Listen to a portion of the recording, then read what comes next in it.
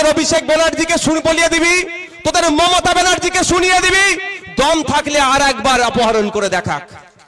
আমি একটা চ্যালেঞ্জ করে যাচ্ছি, আর তোদের এমএলএ আর এমপি কথা তো বাদ দে, পারলে আর একবার অপহরণ করে দেখা। আর আমি আবারও বলে যাচ্ছি, এই কটা দিন আছে 9 তারিখ, তার আগে যদি আপনার থানার বড়বাবু যদি ডেকে নতুন করে এফআইআর অ্যাড না সেকশন যোগ করে, সেকশন না অ্যাড করে, আমি আপনাদের বলে যাচ্ছি 9 তারিখ থেকে বিধানসভা শুরু হবে। আর আমি ওই দিনের অপেক্ষায় থাকবো। মমতা ব্যানার্জি প্রত্যেক দিন আসে না, বললাম মমতা ব্যানার্জি প্রত্যেক দিন আসে না, আসলে তো কান রাখতে পারবে না, আসে না। যেই দিন মমতা ব্যানার্জি আসবে ওই দিনই আমি হয় মেনশন করব, নালে 0 আওয়ার, মানে যাই হোক না কেন বলছি, আপনার এই কি থানা, কুলপি থানার কৃতকর্মর জবাব আমি মমতা ব্যানার্জির কাছ থেকে নেব, এটা মাথায় রাখবেন। আর যদি অ্যাড সেকশন অ্যাড হয়ে যায়, এখানকার কুলপির খবর আমি কুলপিতেই রাখবো। আর যদি মনে করে কুলপির খবর পশ্চিম বাংলার আইনসভার মধ্যে ঢুকানো দরকার আছে, থানার ওসিআইসি কে আছেন, যে বাবার কথা শুনে ঢুকিয়েছেন, সেই বাবাকে বলবেন।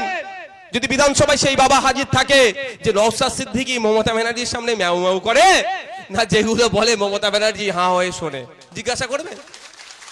যদি এমএলএ এর কথা শুনে সেকশন না দেয়, তাহলে জিজ্ঞাসা করবেন তাকে, ছাড়বো না আমি ভাই। আর এমন ভাবেই বলবো যাতে গায়ে ভালো করে লাগে। কেমন ভাবে বুঝতে পারছেন? এমন ভাবে বলবো যেন মমতা ব্যানার্জি যখন অপমানিত হয় তার দপ্তরের অফিসারের জন্য। মানে কেন বলুন তো, মানে তবে আমি অশ্লীল কোনো ভাষা বলবো না, শালীনতা বজায় রেখে এমন বলবো যাতে মমতা ব্যানার্জির যেন প্রচন্ড ভাবে কথাটি গায়ে লাগে। যত কথাটি গায়ে লাগবে, এই চালানার নেতাদের জন্য ওনাকে কথা শুনতে হবে। বুঝতে পারছেন? ক্ষোভটা কার উপরে পড়বে?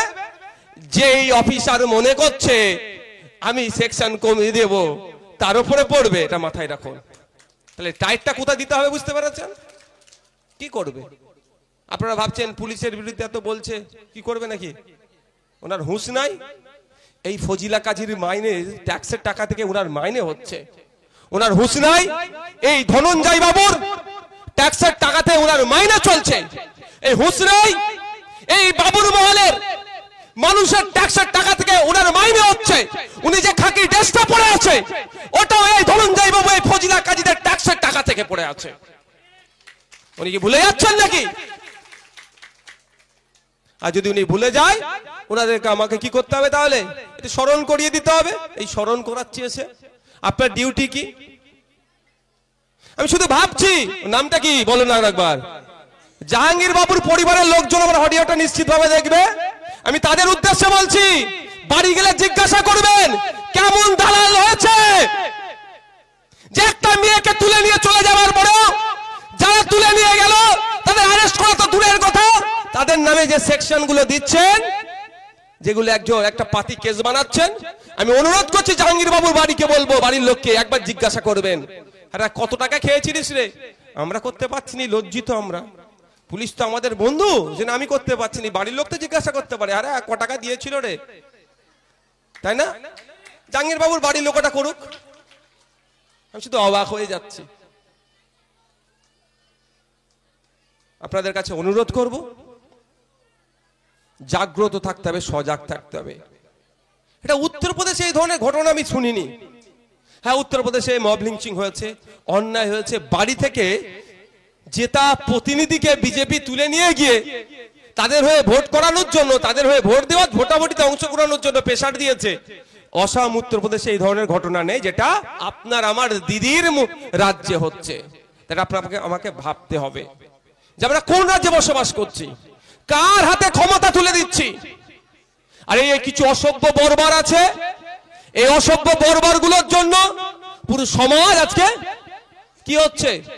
আচ্ছা, আপনি একটা কথা বলুন তো, যদি এই ঘটনাটা, এই বাবু একটু আসতে, এটা বলুন আইএসএফটা ছেড়ে দিন, ফজিলা কাজীকে ছেড়ে দিন, ধনঞ্জয় বাবুকে ছেড়ে দিন, আমাদের দিকটা পাঠ। এটা যদি বিজেপির একটা মহিলাকে তুলে নিয়ে চলে যেত এখানে, তা তখন দাঙ্গা হতো ভাই। কারা গাল খেত? কারা তুলে নিয়ে গেছে? নামে লিস্ট দেখো সব, মোল্লা না হলে সামনে পিছনে মোহাম্মদ আর মোল্লা আছে। হ্যাঁ, তাহলে কি দাঙ্গা হতো? নিশ্চিত ভাবে। কি গাল খেতে হতো যে মুসলমানরা হিন্দু মেয়েদেরকে তুলে নিয়ে চলে গেছে? না ভাই, এটা হতো না। মুসলমানরা এসে ধনঞ্জয় বাবু হিন্দুকে মেরেছে, এটা হতো না। কিন্তু ওই রাজনীতি তো আমরা করি না। তাহলে এরা যদি যদি সাহস এদেরকে দেওয়া হয়, তাহলে আগামী দিনে যদি কোনো একটা বিজেপির কর্মীর সাথে করে, তাহলে তার দায়ভার কাঁধে নিতে হবে, সমস্ত মুসলমানের ঘাড়ে পড়বে, তাই না? অশান্তি হবে, ভাঙচুর হবে, হ্যান হবে। ওরা তো চাইছে, বিজেপি তো চাইছে হিন্দু মুসলমান। এই বাচ্চাটি ওখানে পুকুরে দেখো এ করছে, এ ওখানে ডেকে তোপড়ে তোলো, এই কাদের বাচ্চা আছে তোলো। তাহলে দায়ভার সারা পশ্চিম বাংলার মুসলমানের কিন্তু ঘাড়ে চাপতো।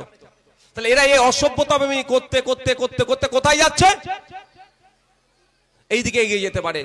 তাই যাদের আমি অনুরোধ করব, পাড়ার যে সমস্ত লোকগুলো এই অন্যায়ের সাথে যুক্ত আছেন, তাদেরকে বলবো যে আপনাদের দিয়ে এই অন্যায়গুলো করাচ্ছে, কই আপনার মালিক ভাই শুনিয়েছে। আর আমি আপনাদের বলছি, যদি রাত্রির মধ্যে না হতো, আমি কিন্তু সকালে আসতাম। আর আমি টাইমিংটা কিভাবে ম্যানেজ করি আমাদের এই জানে। আমি বাইরে গিয়েছিলাম, আমার এক ছেলে মারা গিয়েছিল, পঞ্চায়েতের সদস্য। কোন অঞ্চলটা? ওটা আবু সিদ্দিক না, পঞ্চায়েত জেতা মেম্বার মারা গিয়েছিল অ্যাক্সিডেন্ট করে। বৃষ্টি হচ্ছিল প্রচন্ড। আমি বাইরে থেকে ফিরে বাড়ি যাইনি, যেহেতু আমার ভালোবাসার মানুষ। আমি এয়ারপোর্টে নেবে না, আপনার মনে আসছে না, ট্রেনে নেবে, গাড়ি নিয়ে সোজা ওখানে। আমার ছেলেপুলেরা বাইরে থেকে, মানে যারা আসার কথা তার আগে এসে আমি পৌঁছে গেছি।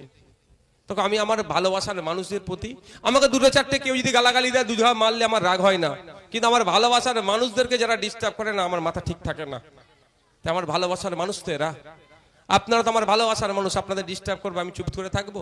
হ্যাঁ, তবে একটা কথা, আমরা গণতান্ত্রিক প্রক্রিয়ায় আমরা এর জবাব দেব।